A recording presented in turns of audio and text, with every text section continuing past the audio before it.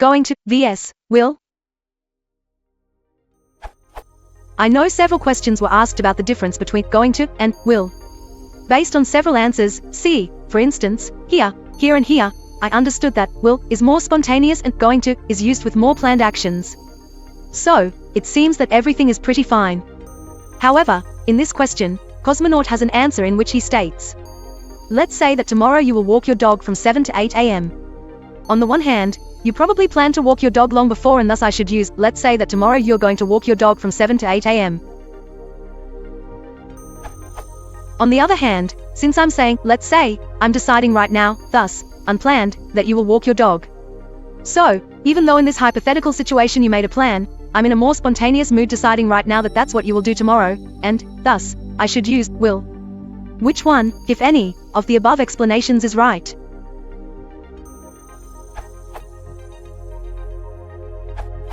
Doing some research, I discovered that the spontaneous vs planned rule for going to and will is taught to ESL students, but not used otherwise. I did discover a few good rules of thumb that are decent guidelines and make sense to me, or a native English speaker. Going to is a kind of present tense, so use going to in situations where the present is connected to the future. Example: I feel a drop, I bet it's going to rain. I am going to walk to school because my bike has a flat tire. Use will in writing and going to when speaking.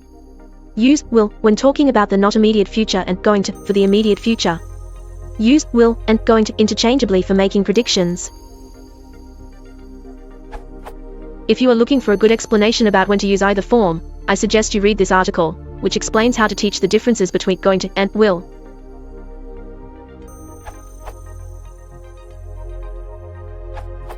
In most contexts, I am going to verb and I will verb are interchangeable.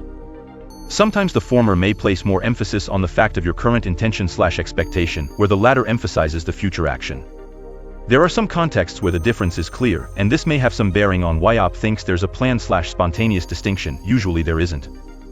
Say you're round a friend's house watching a football match on TV, and at halftime the beer runs out. I'll nip down the shop and get some more beer. Friend, it's raining, I'll find my umbrella for you.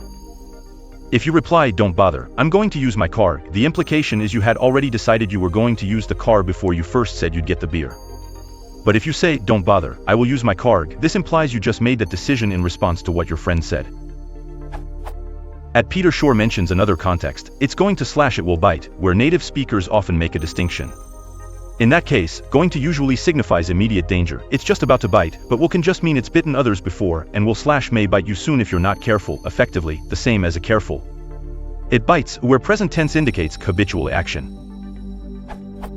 Cosmonauts, let's say that tomorrow you will walk your dog, isn't really relevant to the current issue. It could just as well have been, tomorrow you are going to walk. Or even just tomorrow you walk. They all mean the same, and in that context there's no real reason to prefer one over another. Any answer given on LNU, given the constraints of time and space, will leave out some of the truth. That perhaps explains the limited nature of the earlier answers to this question to which the OP refers. In any case, non-native speakers usually want simple answers, and these will suffice up to intermediate level. This particular example introduces additional complications, because the speaker is not talking about the speaker's own future acts, but about someone else's. That makes the spontaneous/planned distinction inappropriate. In this case, going to seems the most natural expression, and it is indeed often used as a general verb form for the future, especially in spoken English, an AZ of English grammar and usage. English has no set of verbal inflections to express the future. It uses instead auxiliary verbs or, in some cases, the present tense or the present progressive construction. Although going to can be used in many cases, it can't be used in all, and it certainly isn't invariably interchangeable with will.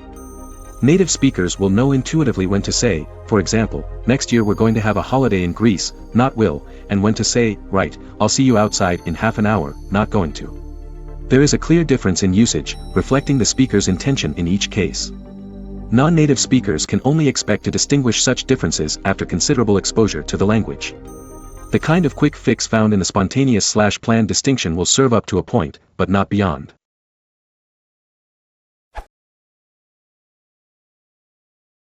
Scientific trait is so important.